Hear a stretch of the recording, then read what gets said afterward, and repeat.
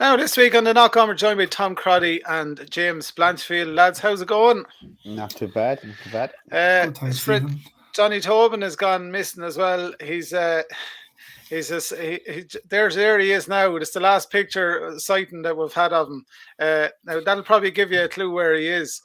A big Mickey on his jumper. And how are you, Johnny? There's Johnny Tobin. Anyway, sorry about that, James. Had to cover you over there. Johnny will be back, of course, be covered by a better man. Johnny, in fairness to him, deserves a bit of a break. He's going well with the different teams he's looking after. He reminded of that in the WhatsApp groups there earlier as well. He told us to give him a shout out about a couple of different bits. RCSI beating Trinity this week. Kilkenny beating St. Munchins, and IT Carlow's team beating DCU. So he's on a bit of a roll. So he's a happy man. So we'll give him that to start the show anyway. But the big talking point from the weekend of local stuff was Carlow's match against Boyne. A lot of people saying they haven't seen a match like it in a long time. Savage going, and what a comeback, Tom. Jesus. Oh, jeez, unreal. I was telling the lads after us, I'll be white by the end of the season if it keeps going like this between one thing and another. No, unbelievable game. We came out of the they came out of the blocks firing. We were matched for the first couple of minutes grand, and then I don't know what happened. We just put a couple of silly mistakes, and they scored. So it ended up we were trailing by 17. We were trailing by 17 points.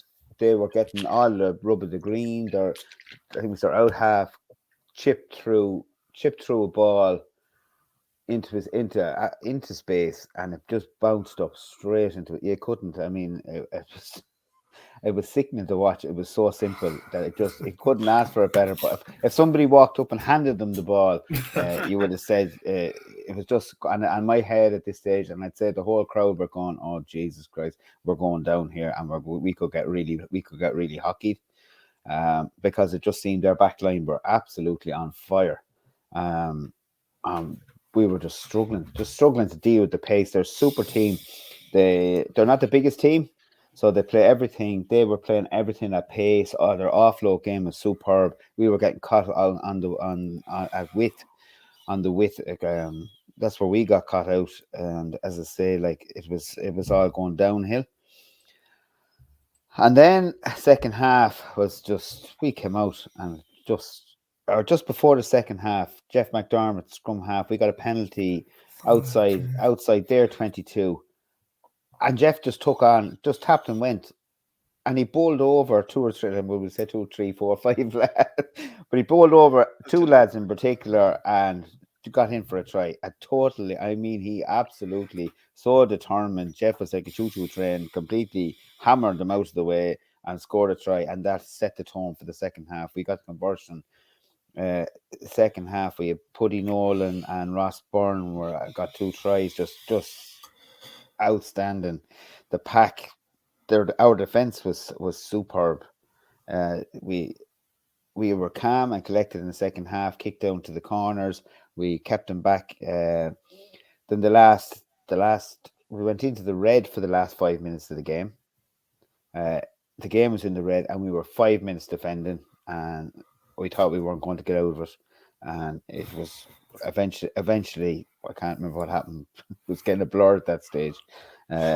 Something happened, and the final whistle blew. But there was too much to say in any sense. What it was, there's nothing in particular. I have to say from the impact that the subs brought on everybody from 1 to 20 were incredible.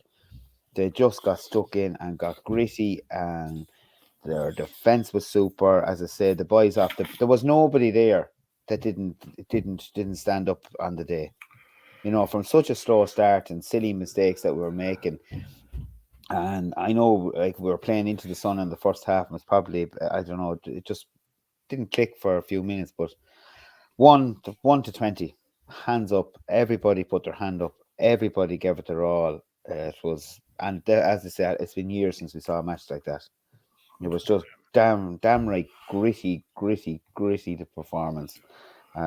If any team can play like that, a week in, week out, you're talking you're talking serious results, because you just have to put my hand up to them. I wouldn't even get into details. There's no details of scrums. There's no details of lineouts. I wouldn't get into any detail. It was just one of those games that you'd say it was a really gritty performance. Stuff. It's great to hear that. And I have to say, like, the seconds went up. The seconds were on a roll. The seconds are still unbeaten. They beat Boyne 33-10.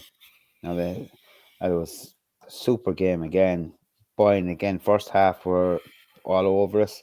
They had a couple of really, really strong players, but Liam Slater controlled the backs at 10 in the second half, and with fantastic performance in the back from Sam Dunn and Fiona and Burke came down for, like, Fiona, in fairness to him, is working in Dublin and struggles to get down, but made the effort to come down on Sunday, and really stood out. A couple of young forwards there, Scott Neal and Dara Brennan, and were just incredible. So, look, a great weekend for the club. I have to say, it was just a really, really good day. It was just one of those great days, that they don't come too often in any club, when you have a buzz and the excitement, and but it just really, really, it shows I tell you what, lads, it's plain and simple. It shows junior rugby at its best. That's what it really was. Junior rugby at its best. You wouldn't have seen a better either game. You wouldn't have seen a better game anywhere. Absolutely. And the weekend off now as well to reflect as well. So yeah, well, I said it was a lot of sore bodies, and I think a lot of sore heads on Monday morning, because there was a few little photographs coming back from the night's entertainment. So good, well deserved. Well deserved. Absolutely. Well, congratulations, Tom. Great to see that. A lot of people, neutrals and all, talking about that game. Anyone that was at it said it was quite the match. Haven't seen anything like it in quite a long time. So I just one thing I have to just give a mention to. We had two girls, two ladies doing the sideline. Both of them training as referees. One from Enniscorthy, and her own Jenny Ardle, whose dad was a really good ref in his time, but he passed away a number of years ago. But Jenny is looking to become a referee. It was great to see the two women on the sideline. It was super, and both of them did a great job. Yeah, Jenny, of course, with the Carlow Coyotes there previously as well. That's right, yeah. The fair play to her. I played a bit of tag rugby up there at the club with her as well, so I did, Tom. So very good. They were a mad old bunch, the Coyotes. They're a good old crack now in their heyday. But Kildare have blown the league wide open. Yeah. I said that we said that they are a team. They have Bagnall as a coach who came out of Barnhall, really, really good. Like, he's a good coach and a good backs coach, and they have a series 10. Their 10 is seemingly, like, he played well against us, but there was potential in that team. They're a team that could cause damage. Like, it was blown wide open where Wicklow could have gone 8 points clear. There's now 3 points in it. It's and like year four behind Wicklow, one behind Boyne and 3 ahead of Kildare. I mean, the league, that league is wide open. One more loss for Wicklow, and if he win or Boyne win, it swings the whole thing. Yeah, incredible stuff. Good. We'll talk about Tullow's match in a few minutes. Your match was called off. You were due to play Bective, James, up in Energia Park, but it went to the wayside, so you're probably waiting word now on what the story is. We are. Look, there's no secret about it now at this stage. The dogs on the street know it was called off. We had a few cases of COVID in the team. It was called off. We probably knew about it, the reasons why it was called off when we spoke last week, but we just wanted to manage the situation as well as we could. It's called off. There's a few stories going around, like, about the fixture. Will it be replayed? Are the points being shared? It really depends on who you talk to. everyone would probably like for it to be replayed. It's probably the last rumour I heard was at the county final on Sunday that it was looking to be replayed the weekend of the 28th of November. So in some ways, I'm not trying to say it might have suited us given the injuries that we had, but with or without the injuries and with or without COVID, you would have had to play it anyway. So disappointing that it didn't go ahead. But look, however, that's where we're at. Unfortunately, the ladies' game was called off as well on Sunday. They were meant to play Wicklow J1s in a friendly, but that couldn't go ahead. I'm not sure if Wicklow could field the team or if we could field the team, but that didn't go ahead either. So it was a quiet weekend. Lots of youth rugby happening, all right. But absolutely. Yeah. And just I suppose on the youth front, just thanks to all the local clubs for their help this week regarding the sad news on Harry Byrne. All the local clubs for their help in postponing the games as a mark of respect for Harry and his family. Yeah, absolutely. And for anyone listening that's not aware of it, it's a story of the chap in St. Kieran's College that was playing a bit of hurling and a freak accident, I suppose, but passed away there. And from ourselves in KCLR and Scoreline as well, I want to pass on our condolences to the family as well, and friends, of course, and everyone involved with the young fella as well. It's very, very sad. In terms of rugby this weekend as well, your Kilkenny women are not out this weekend, but the Tullow women are playing DCU on Sunday. It's one of the only local matches taking place. Tullow's match, Tullow aren't playing, neither yourselves or Carlow, but Tullow's match against Longford last week went ahead and got pulled with 10 minutes to go. And we understand it was to do with behaviour on the sideline. And the ref does can call a match if the referee if he deems that the behaviour on the sidelines is not fit and purposeful for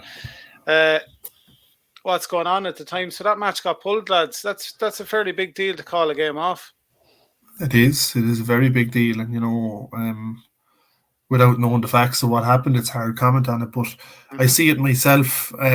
I'm the worst in the world if a decision goes against us or something goes wrong. I'm the worst in the world to let a shout or a few F's at a referee, and you kind of have to find yourself managing yourself a little bit better on a sideline. And if you're having to think about it, you're probably wrong. And a lot of us in Kilkenny have kind of changed. Kilkenny, like, we probably wouldn't have a great reputation. The truth be known, there's a few choice words for referee that you sometimes hear coming from the sideline, and a few of us have actually changed. We actually move away. We move away from the noise and we stand up behind the goal and watch a game. Because you're a little bit further away, and it's not that you can't be heard, but you're not being influenced by others around you shouting as well. And there's a shortage of referees in the country, and if they continue to get abuse, what incentive is in it for them to take part? And if there's no referees, we have no games, and that's the bottom line of it. Absolutely. Yeah, well, we don't want to see it in our sport. I mean, it's the odd time it comes in, but I mean, on a whole, look, every sideline at some stage, someone's going to shout at a referee, and referees will take a certain amount of it, and there's always going to be someone say something, ref or whatever, and probably some more choice words. But as a whole, rugby has generally been quite good. But I think it's very unfair if we take the Longford Tullow game, that Longford obviously got a great start to the game. They had a bonus. Look, we're looking to have a bonus point win with it. Tullow probably, from the sounds of it, started slow, came back, and they had a minimal chance, of getting a bonus point loss. Now, no matter what happens after that, if that game is abandoned or replayed, I mean, you're talking. It's not the players. Like, the players are being blamed for people on the sideline, and that's not right. Look, if the two teams had gone fisticuffs toe to toe and there was absolute mayhem on the pitch and the players were to blame, fair enough. But this is caused by a sideline, and I don't think that's fair on any bunch of players that has come into this. And they're right. I mean, the referee, I've seen it ourselves here. I remember being on a pitch and Michael Carberry was refereeing one of our own refs, And Micah went to the sideline and he said, I'm going to give you two choices now. He said, you either stop the abuse, and he asked one person to go to the car park, or I'm walking off this pitch. And that was in a cup game. Yeah. Wow. You know, so, and he's right. He is right. In fairness, look, we all know Michael. Michael's one of the best rugby people. One of the best people you can meet, hands down. And you know, for anyone that knows him, when he speaks like that, you respect him for it. You know, you show him. Yeah. You know, and it's like, I mean, I see Debbie Carty's last night from the branch circulating some stuff on WhatsApp about it as well. Like, I mean, this has gone to the top in the branch, and they're, you know, it's obviously starting to creep in. And the objective of the branch now is, let's nip it at the bud. I believe there's been 2 games already this season that referees have walked away from, or is it 2 referees have walked away this season because of abuse? I think is what she said on the message. Yeah, I think so. You know, if that's 2 referees and another 2 go and another 1 goes, and you're losing referees. Yeah. So it's Well, going to be big for you. We're fast to react. We got, I think all the clubs were got an email with the codes of contact, the codes of conduct for players, spectators, and sideline. But it has to be. I mean, we saw in Dublin. I mean, you see the soccer. There's 200 games of soccer cancelled this weekend. Wow, really? Seen that? Yeah, or some 100 games. North Dublin branch or something. Yeah, all the games are cancelled. The referees have basically gone on strike, said they're not going to take it anymore. But lads, why would you become a referee in any sport? You know, and I don't want to get to a kind of a debate or a deep conversation, but like, what incentive was there? I remember 2 weeks ago, the referee rocked up to the clubhouse in Kilkenny for the Sea Point game, and I said, "Geez, that's great gear you have. I must become a referee." And he goes, it is, but we have to pay for it all. You know, like, and that's tongue in cheek for me, but you know, like, why would you become a ref? You know, if that's what you're going to be in for, and be it hurling, rugby, soccer, whatever code, if that's what you're in for, like, you know, are you teeing yourself up for a fall because of what comes with it? And I think, fair play, as you said, Tom, rugby is a better game for it, but just across the board, like, even at the county final on Sunday in the hurling, like, the abuse the man took from the stand from different factions, you know. Yeah. But, you know, when you actually stand back and look at it, you know, you're there in the middle of the field, the most vulnerable man or woman in the place, trying to control 30 burly people, and then trying to control maybe 200 or 300 people on a sideline. Yeah. And then Everyone travel. Yeah, maybe travel an hour or 2 and an hour back, and it's dark by the time you get home if it's rugby at this time of year. You know, I think I don't know what the answer to the question is, but like, I think more might need to be done, number one, for referees to get them involved. But it's good to see that the branch and the respective codes are doing something.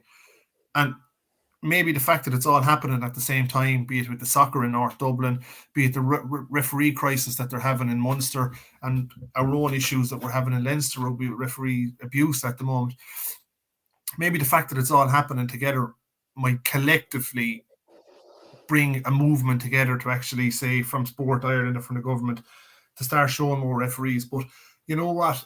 Let's bring it back a little bit more local than that. We probably actually have the control of it ourselves within our own clubs on the sideline, that we can turn around to somebody and say, hold on now here, that man, that girl, lady is out there doing their best. That game won't go ahead without them. If you want to abuse them, we'd all prefer if you left. Yeah. You know, and just take the bull by the horns within our clubs as well, and stand up for the referees as well.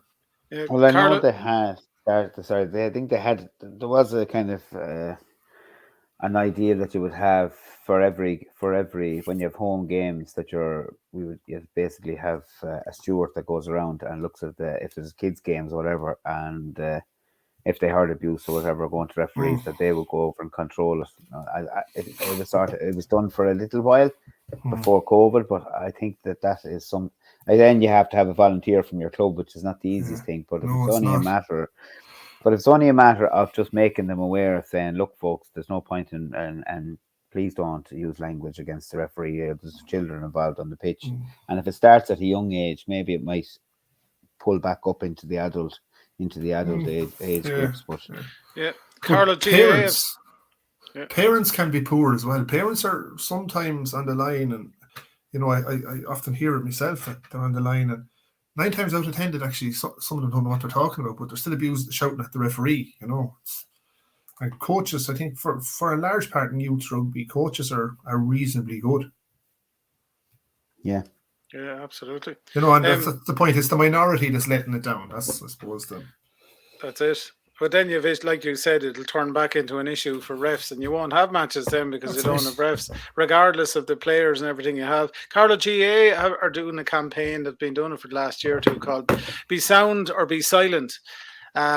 They have it under social media and have circulated it again under social media in the run up to the county football final this weekend. And they have it under flashy signs outside of Netwatch Cullen Park as well. It's just their own little thing, but obviously it's creeping. It's part of the club game in Carlow as well. So, like you were saying, like you were saying, James, it's just at a local level, if it can be managed at all, But it is. It's in every sport by the look of it. Yeah, it is. Well, it's a terrible shame that you can't. Like, it's different, I suppose. Like when, this year because of the duty to perform, you're kind of in the center. You're in the center of all the crowd. But it is getting to a stage that sometimes you have to separate. Like I know on the county grounds, like whether it's Éire Óg or whether it's you have to.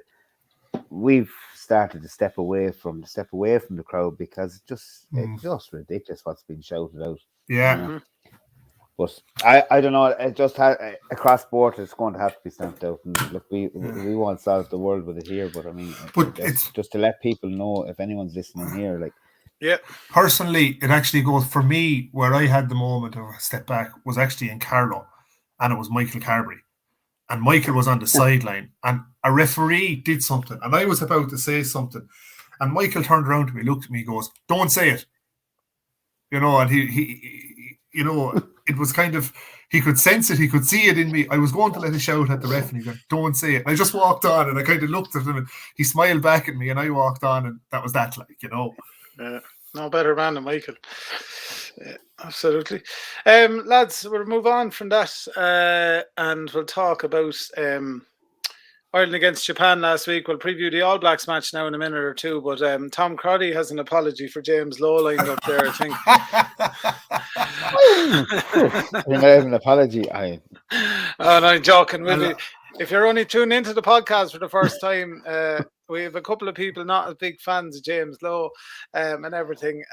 But he was critics the other day. Hold on now. I have my criticism, and I'm not the only. And it was and you're allowed to have it because too. In defense, I just he is just. I just have doubts for international level, right? And if he can perform, and if he, I swear to God, if he scores this weekend, I'll send him a voucher for pints. There's a quote now. But like, it's not. He did play. His offloading skill is superb. His ball hand and his going forward nobody can take that away from him. But just it was defensively over the last while that issue came in. Yeah, like the boys and this you're weekend. Right, Tom. A lot of people agree. Yeah. Like they use them so well off kickoffs. I actually really watched that off kickoffs, like off first phase off kickoffs. He was nearly the first runner off to take a strike up the middle.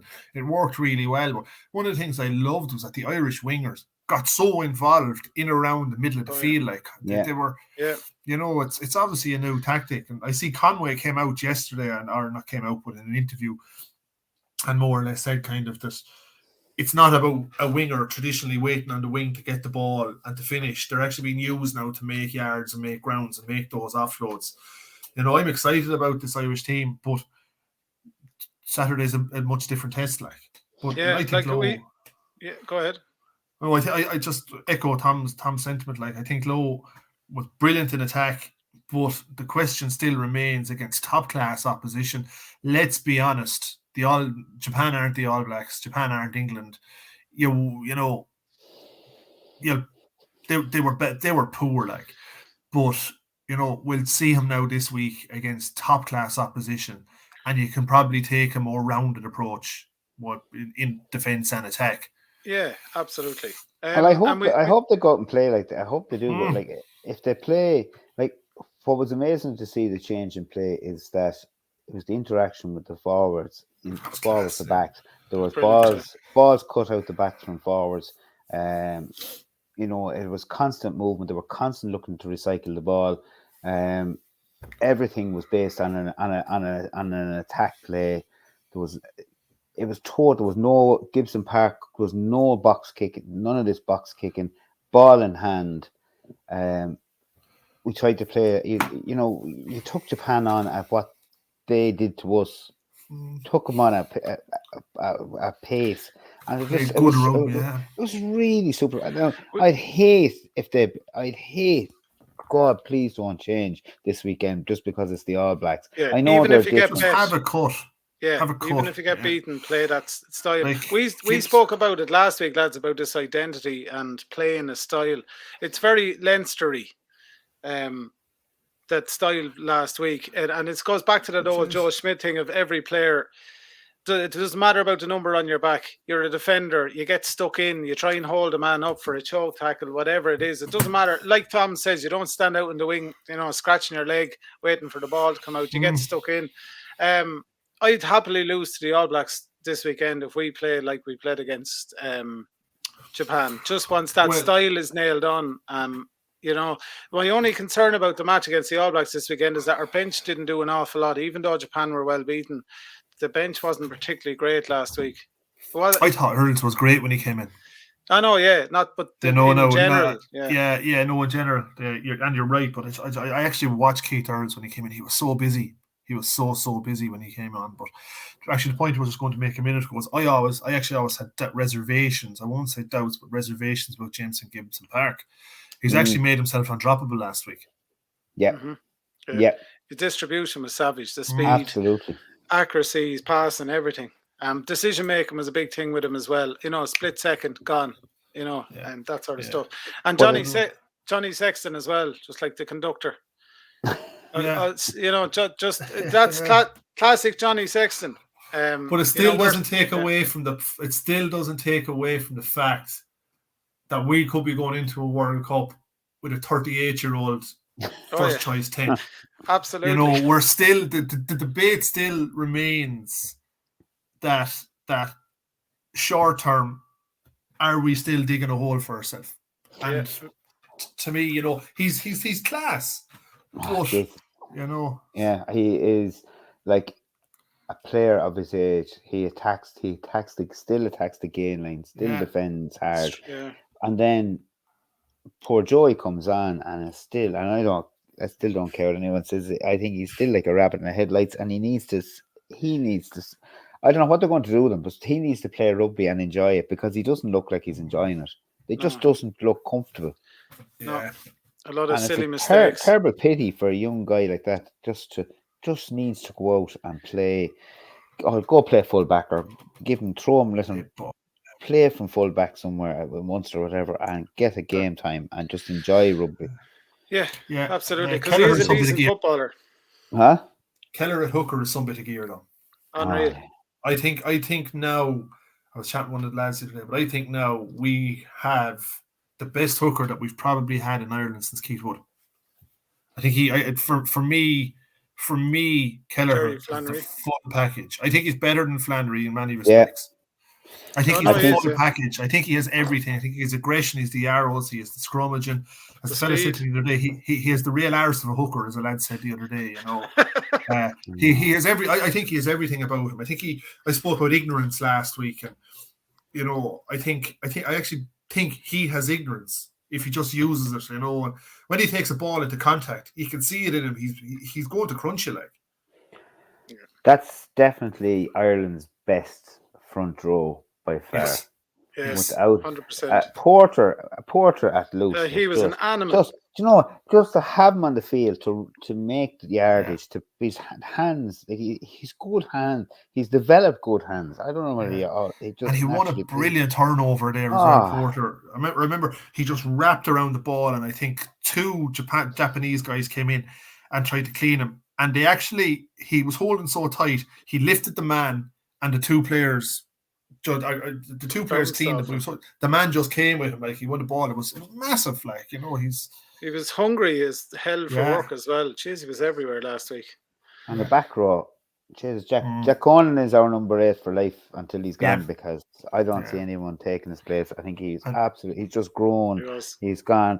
Like, I know we're saying, like, there was, what, 13 Leinster players on the pitch. Ah, well. You have to pick your best 15. That's like, that. You know what? They are the best 15. All joking. That's with Conway. If you take Conway into it, and who's the other one? Carberry. Byrne. Conway, Carberry, and Byrne. They came through the Leinster Academy. Yeah. And we're talking about the Leinster way, but it's back to we need to have an Irish way, and kids need to decide not just to want to play for Leinster or Munster. They need to grow up. Like in New Zealand, it's not I want to play for the Crusaders. It's I want to play for the All Blacks. When you come out in nappies, it's I want to wear an All Blacks jersey. It's not I want to play for the local team. I want to be a Richie McCaw or a Nanu or whatever. But we don't have the same. We don't have the same thing here. Where Ireland, we need to find some format going forward. That this is, we're not a big nation, so we're not looking to play a bulky game like England, but we're going to have to find a method to play exciting rugby. Welsh play it all the time. Welsh throw the ball around and always have. Yeah. You know, if you're a Welsh person, you know, like we talked about it, you get a Welsh touring side over here. The kids come over 17 years of age and their hands. But I played against Carmarthen Quins when I was 18, and I never experienced anything like it. The ball just was whizzing. It was class watching it. Like it was class. Yeah. It was class watching it. It was horrible playing against it. Yeah. Can you imagine like beating Japan, putting it up to the All Blacks, losing by a handful of points, but having a really good performance? That's what we've seen against Japan being put into play again, then beating Argentina. Can you imagine the excitement going into the Six Nations next year if that's our new style? And you've got all these other young lads, Coombs still to come back from illness. All these other fellas going back to the URC and the Champions Cup, you know, just gathering a bit of momentum and coming back into camp then. Be savage stuff. If that's what it is, if that's our new style. Well, we potentially have, if you look at the way the teams are playing, France, England with Marcus Smith coming in, I just love him. I think he's just so exciting, so exciting to watch. Like watching, and even like looking at the way Saracens are playing and the way Harlequins are playing at the moment. Like England are going to have a different style of rugby. I think, well, they should do if Eddie Jones has any sense. They're going to be exciting to watch. France have the ability to just, you know, looking at that young side. I mean, it'll only take a little bit of tweaking, and they're going to really come on board. Scotland had a great win, so I mean, this could be a really, really exciting Six Nations if we can play like we played against Japan, and hopefully have a big performance against New Zealand, and then, as I say, turn into the Six Nations. Those tickets will be like gold dust, because I think we could be in for a really, really, really serious championship. Yeah, absolutely. Yeah. And England named Manu Tuilagi on the wing this week. Did you see him? I watched him play. Who's he? He is fun. He's huge. Yeah. He is huge.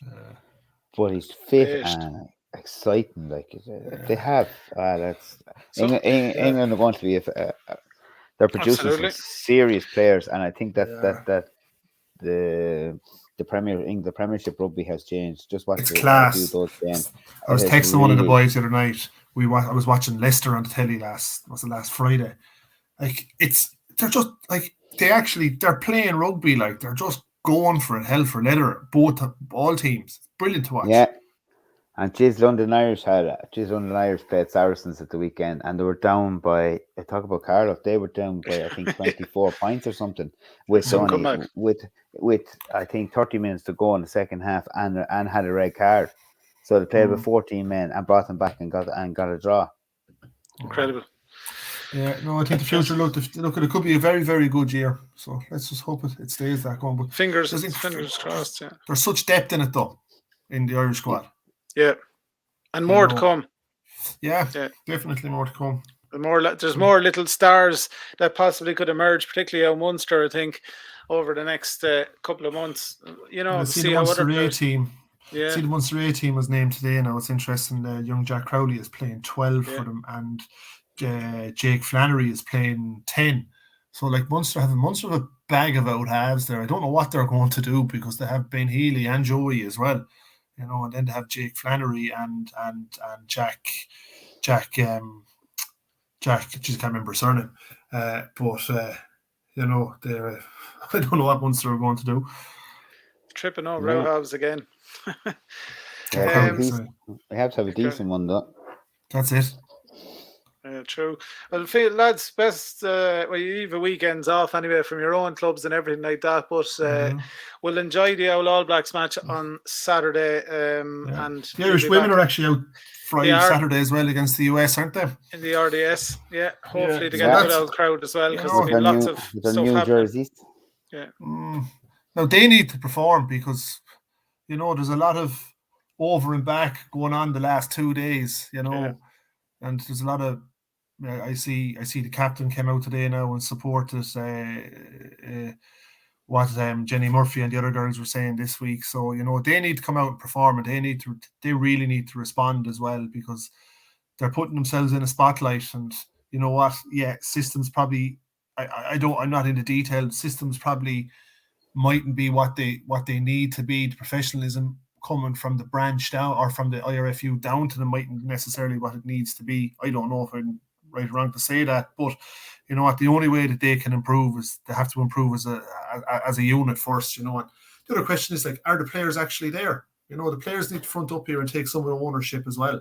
Yeah, absolutely. Well, they definitely need their pathway needs to be increased. Like, I have to say, big best of luck to the Rhinos again this weekend, the 14s and 16 girls, because they have, for the young 14s are playing a semi-final against Wexford, and we have the 16s have Argo at home, and they had 16s with a great win against Byrne last weekend. And just watching the talent that's out there, like, these are girls who never played. They're not playing. A lot of them haven't played rugby. They've started playing rugby at 15 years of age, 14 and 15 years of age. So, I mean, they're not the same as boys who start in minis and then work their way through. Mm-hmm. Like, we need to really, really show them the pathway and push that. That's why you need the Irish team to be doing well, the women's team to be doing well, because the more crowds that they get, like, you want to bring your daughter up to see. Yeah. If your daughter, like a young one playing with the 16s, and like we're going to the All Blacks. She's coming with me for the first trip to the Aviva, and she's excited. But it'd be something else if she had the same excitement to go see the Irish women's play. Yeah. That's what we need. We need to have those pathways, because the talent, like you talk about boys, I've seen some of the girls and the talent that they have. We played Wicklow 2 weeks ago, and the out half that played with Wicklow under 16s. Well, I haven't seen a male out half at that age play the way she played. Her vision of watching what was going on, her sidestep and when to pass, when not to pass, how to put somebody away, and for a girl to do that, so naturally at that age. Women's sport in general has become hugely entertaining to watch. I think, be it the women's soccer is going well. It was a great year for camogie. It was a great year for women's football. Yeah. Golf. Women's rugby, golf, exactly. It's and I just think the one, I suppose someone said to me recently, the one big challenge that he sees for women's rugby is to create a safer environment for them on the pitch. And then he feels, and he'd be a guy that would know what he's talking about. He feels if we can create a safer environment for them at a younger age, we'll see greater pathways for them through as well. Yeah, absolutely. Because they don't know well. Some of those girls don't know how to pull out. Like, there's some girls will hit as hard, as hard as a male will hit. So you are right. Keep it. Absolutely. Lads, we'll wrap it up there for the week. Great talking to you again. Enjoy the All Blacks match of the weekend. Hopefully we'll talk about a decent performance or a win next week when we're on the podcast, and our good old friend Johnny Tobin, hopefully back with us as well, fresh from his trip to Disney. There he is now. Picture there. Johnny, we all say hello to you. Say hello to Mickey. Say hello to Mickey, Donald, and Minnie. And Bonjour. I can imagine him going around like Del Trotter now. Bonjour and his best Carlow accent. There, how are you? Do you ever hear of Tullow?